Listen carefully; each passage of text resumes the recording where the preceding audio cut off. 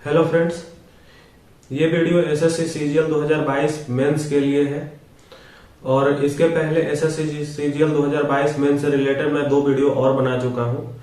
एक में मैंने कट ऑफ डिस्कस किया है और दूसरे में मैंने मेंस में आपको 390 में कितना स्कोर करना चाहिए मेरिट बनने के लिए, और टाइपिंग के बारे में और कंप्यूटर में क्या क्या करना है, ये सब एक्सप्लेन किया है। वो दोनों वीडियो मैं लिंक में डिस्क्रिप्शन में दे दूंगा, तो आप वहां से देख ले। उन सब चीजों पे डिस्कस नहीं होगी। ये वीडियो मैं बेसिकली ये बना रहा हूं कि आपको किस ढंग से तैयारी करनी चाहिए।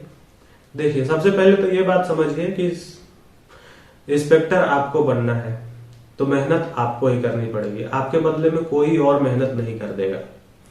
दूसरा चीज, ये जो ऐसा टाइम है कि आज 19 दिसंबर हो गया, तो दिसंबर के 10 दिन, जनवरी 1 महीना, फरवरी 1 महीना, 30, 60, 10, 70 दिन, मोटा मोटी टाइम आपके पास यही है। अगर एग्जाम इसके बाद होता है, फरवरी के बाद, मान लीजिए मार्च के बाद हो रहा है या किसी कारण से डिले हो रहा है, तो वो अलग चीज है। पर एसएससी जिस ढंग से अभी चल रहा है, फरवरी लास्ट एग्जाम हो जाना चाहिए, नहीं तो मार्च फर्स्ट वीक में एग्जाम हो जाना चाहिए। तो आपके पास टाइम बहुत कम है, और इस टाइम में आपको करना क्या क्या है। आपको मैथ्स रिवीजन करने हैं, मैथ्स का स्पीड बढ़ाना है, रीजनिंग आपको कंप्लीट करना है, रीजनिंग का स्पीड बढ़ाना है, आपको इंग्लिश अच्छे से कंप्लीट करना है, वोकैब रिवीजन करने हैं, जीएस जिसका एसएससी के स्टूडेंट्स पढ़ते नहीं थे, कम ध्यान देते थे सिर्फ प्री के कारण, आपको जीएस बहुत अच्छे से पढ़ना है। उसके बाद फिर कंप्यूटर भी करना है और टाइपिंग भी करनी है। मतलब चीजें आपके पास बहुत सारी करने को है, टाइम आपके पास कम है। 70 दिन में आप बहुत ज्यादा कर पाएंगे, तो 70 एक पर डे का अगर 7 घंटा भी आप एवरेज लेके चले, 8 घंटा, तो मैक्सिमम 500 घंटे, 510 घंटे आप पढ़ पाएंगे। तो टाइम आप ये समझिए कि बहुत कम है और चीजें बहुत ज्यादा है। इस परिस्थिति में लड़का वही सीट ले जाएगा जो इस टाइम को अच्छे से मैनेज करेगा। आप ये बात समझिए, आप अगर किसी के कोर्स में उलझे रहेंगे कि किसी टीचर का कोर्स खरीदना है या कोई आपको हाथ पकड़ के सीजीएल पार करवा देगा, तो ये पॉसिबल नहीं है, आपको खुद से ही देखना पड़ेगा। तो मैं आपको आपके बड़े भाई होने के नाते ये सजेस्ट करना चाहता हूं कि आप सबसे पहले आप खुद से एनालिसिस कीजिए, आप अपना मूल्यांकन कीजिए कि आप किस सब्जेक्ट में कमजोर हैं, किस सब्जेक्ट में आप अच्छे हैं, कौन सा सब्जेक्ट आप कम समय में ज्यादा मार्क्स उठा सकते हैं। हो सकता है आपका अभी रीजनिंग थोड़ा कमजोर है, पर आप उसमें कम टाइम देके ज्यादा मार्क्स उठा सकते हैं, मैथ्स में कम टाइम देके ज्यादा मार्क्स उठा सकते हैं। और ऐसा हो सकता है कि जीएस में आप बहुत टाइम दे और मार्क्स उतना इंप्रूव नहीं हो। तो ये आपको सोचना है, ये आपको कोई टीचर नहीं बता देगा, क्योंकि आपको ही अपना लेवल पता है। आपको ये पता है कि आपको किस सब्जेक्ट में इंटरेस्ट है, और आप चारों सब्जेक्ट कंप्लीट कर पाएंगे, पांचों सब्जेक्ट कंप्लीट कर पाएंगे, ये सिर्फ आप पे निर्भर कर रहा है। तो पहली बात, 70 दिन का टाइम है, उसमें आपको 30 मॉक, 35 मॉक हर हाल में लगाने हैं। आप या तो शुरू में पहले के 1 महीने अभी से तैयारी कर ले और उसके बाद लगातार मॉक लगाए, नहीं तो अभी से ही अल्टरनेट मॉक देना शुरू करें। मेरे हिसाब से सेकंड ऑप्शन बेटर है कि आप अभी से अल्टरनेट मॉक देना शुरू करें। लास्ट के दिनों में आप 10 दिन या 15 दिन लगातार मॉक लगा सकते हैं, पर अभी से एक एक मॉक देना स्टार्ट करें। मॉक मोस्ट इंपॉर्टेंट है, और मॉक के साथ साथ उसका एनालिसिस वो मॉक से ज्यादा इंपॉर्टेंट है। आप मॉक लगाएंगे, उसमें जो क्वेश्चन आपका छूटता है, जो क्वेश्चन नहीं बनता है, या जिस क्वेश्चन में आप टाइम ज्यादा ले रहे हैं, वो सब क्वेश्चन देखना है। अगर मान लीजिए कि मैथ्स का आपने मॉक लगाया और टाइम एंड वर्क आपका कमजोर पड़ रहा है, तो वो टाइम एंड वर्क एक चैप्टर आज रिवाइज कर लीजिए। बेस्ट स्ट्रेटेजी यही होती है। आप जीएस लगाए और आपका मेडिएवल हिस्ट्री कमजोर पड़ रहा है, तो आप मेडिएवल हिस्ट्री 1 से 2 दिन में रिवाइज कर ले कंप्लीट। बेस्ट स्ट्रेटेजी यही है, इससे बढ़िया स्ट्रेटेजी नहीं है। दूसरी चीज, आपको टाइपिंग लेके चलना है अभी से, तो उस टाइपिंग में आधा घंटा रोज देना पड़ेगा। आपको कंप्यूटर का कट ऑफ क्रॉस करना है, और 46, अगर उसमें कंप्यूटर का 2 कट ऑफ बनने वाला है इस बार, तो आपको कंप्यूटर भी अच्छे से कंप्लीट करना है। तो आप कहीं, कंप्यूटर एकदम नया चीज है, आप ऐसे टीचर से पढ़े जो कम वीडियोज में आपको कंप्यूटर का आउटपुट ज्यादा दे सके। ऐसा ना हो कि आप कंप्यूटर का ऐसा कोर्स ले लें जिसमें 50-60 वीडियो कंप्लीट करना हो, तो आप फंस जाएंगे। आप अगर जो कोई ऐसा टीचर है जो कि कम वीडियो में आपका कोर्स पूरा करवा रहा है कंप्यूटर का, तो आप वहां से कर लें, क्योंकि कंप्यूटर एसएससी के लिए नया है। तो आपको कंप्यूटर में भी टाइम देना है। उसके बाद फिर आपको जीएस कंप्लीट करना है। जीएस का सिलेबस आपको पता है बहुत वास्ट है। तो आप इन कोर्सों के चक्कर में फंसिएगा तो आप किस किस चीज का कोर्स कीजिएगा।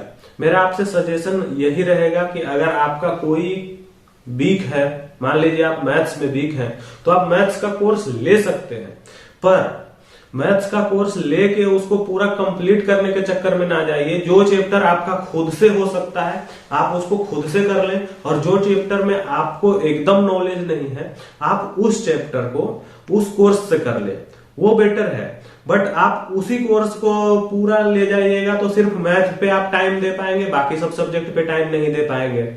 तो ये स्ट्रेटेजी आपको बनानी है। आपको इन 70 दिनों का इस ढंग से हिसाब लगाना है कि आप मेंस क्रैक करें, और आपकी स्ट्रेटेजी सिर्फ आप बना सकते हैं। आपको कोई भी दूसरा बंदा ये नहीं बता सकता है कि आपका ये सब्जेक्ट कमजोर है तो ये पढ़ लो।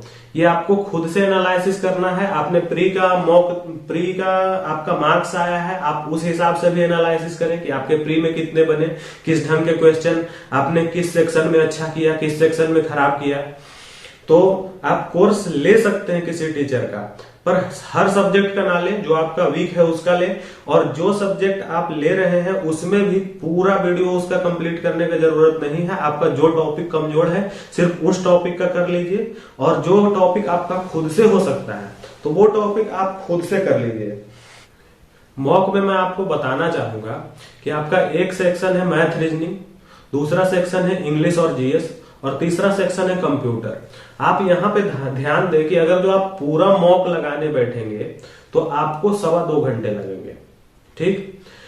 तो आप अगर टाइम मैनेजमेंट अच्छे से करना चाहते हैं तो आप वो फुल मॉक भी दें, पर मुझे नहीं लगता है कि अगर जो 30 क्वेश्चन मैथ का है, 30 क्वेश्चन रीजनिंग का है और 60 मिनट है, 60 क्वेश्चन 60 मिनट, तो ये 60 मिनट आपको मैनेज करना मतलब बहुत इंपॉर्टेंट है, क्योंकि मैथ और रीजनिंग में टाइम की कमी हो सकती है। तो ये वाला सेक्शन बहुत इंपॉर्टेंट है, आपको उसमें मॉक लगाना ही होगा, क्योंकि मॉक लगा के ही आप टाइम मैनेज कर सकते हैं। टाइम मैनेजमेंट का दूसरा कोई उपाय नहीं है। आप मॉक बिना लगाए चले जाएंगे तो टाइम मैनेज नहीं होगा। दूसरा सेक्शन जो आपका है वो इंग्लिश और जीएस का है। इंग्लिश के 45 क्वेश्चन पूछ रहे हैं, जीएस के 25 क्वेश्चन। आप यहाँ पे अगर जो टाइम थोड़ा सा बचाना चाहे तो हो सकता आप ये कर सकते हैं कि कभी कभी ये वाला सेक्शन का मॉक स्किप करें, वो टाइम आपको मिल जाएगा। क्योंकि 25 क्वेश्चन अगर जो जीएस का रहेगा, कितना भी टफ रहेगा, तो उसमें मैक्सिमम 8 मिनट लगेंगे, 7 मिनट लगेंगे, उससे ज्यादा नहीं लग सकता है। और 45 क्वेश्चन इंग्लिश का, उसमें मैक्सिमम 20 मिनट लगेंगे, 25 मिनट लगेंगे, 30 मिनट लग जाएंगे। 30 मिनट और 10 मिनट जीएस का भी लगेगा तो 40 मिनट, फिर भी आपका टाइम बचता है।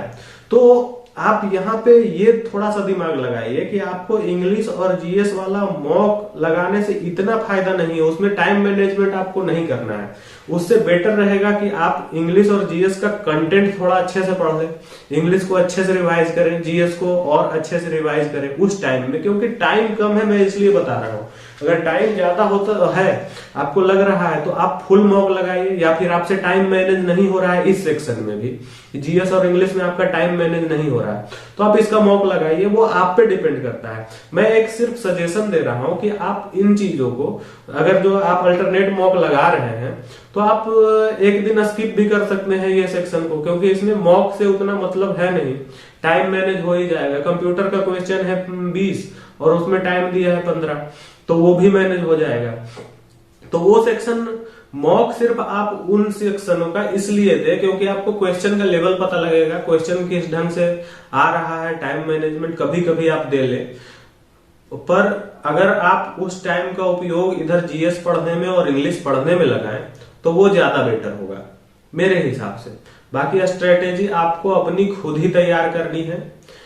एक चीज और, प्री का क्वेश्चन इजी देख के आप ये ना सोचिए कि मेंस में भी इजी आएगा। हो सकता है, चांसेस हैं कि मेंस का क्वेश्चन थोड़ा अच्छे लेवल का हो, क्योंकि मेंस का क्वेश्चन हमेशा अच्छे लेवल का होता है और इस बार तो मेरिट सिर्फ मेंस पे ही बनना है, तो चांसेस है कि मेंस का क्वेश्चन अच्छे लेवल का हो। तो आप थोड़ा सा तैयारी बेटर कीजिए, किसी भी चीज को हल्के में ना ले, इग्नोर ना करें। और बाकी आप खुद के कलम से जितना लिखेंगे, जितना मैथ्स प्रैक्टिस करेंगे, जितना रीजनिंग प्रैक्टिस करेंगे, वो क्लास से 4 गुना फायदा देगा। और आप खुद से प्रैक्टिस नहीं करेंगे, सिर्फ क्लास करेंगे, तो आप एग्जाम में परफॉर्मेंस खराब देके आएंगे। तो क्लास पे डिपेंडेंट नहीं रहना है दोस्तों। आप अपना कलम उठाइए, जितना प्रैक्टिस कर सकते हैं करें, जितना वोकैब रिवीजन कर सकते हैं करें, जितना ग्रामर रूल्स ज्यादा रटने नहीं है। ग्रामर रूल्स का से रिलेटेड एरर और जो इम्प्रूवमेंट है वो आपको प्रैक्टिस करना है ज्यादा से ज्यादा। रटने से कोई फायदा नहीं है। आप प्रैक्टिस जितना ज्यादा से ज्यादा करेंगे उतना ज्यादा आपके लिए फायदा होगा। टाइम मैनेजमेंट आपका उतना बेहतर होगा। आप सिर्फ क्लासेस के भरोसे रहेंगे, वो अच्छा नहीं है। ये क्लासेस वाले आपके लिए नहीं आए हैं, वो अपना पैसा बनाने के लिए आए हैं। आपको करना यह है कि आप क्लास खरीद लीजिए, वो अलग चीज है। आपका सेल्फ सेटिस्फेक्शन हो जाता है कि मैंने क्लास खरीदा है, पर आप सिलेक्टेड टॉपिक पढ़ें किसी भी क्लास का, क्योंकि 70 दिनों में आपको बहुत कुछ मैनेज करना है। इसके बाद फिर चलिए इतना पर्याप्त है। अगर आपको कुछ समझ में आता है तो आप कमेंट सेक्शन में कमेंट करें, आपको आपका डाउट सोल्व किया जाएगा। दूसरा फिर मैं कुछ लेके आऊंगा मैथ का अलग से, इंग्लिश का अलग से वीडियो, कि किस ढंग से आपको मैथ टैकल करना चाहिए, किस ढंग से इंग्लिश टैकल करना चाहिए, वो आजकल के अंदर में आ जाएगा। चैनल से जुड़े रहिए। अगर आपको अच्छा लगता है तो शेयर करें। धन्यवाद। जय हिंद।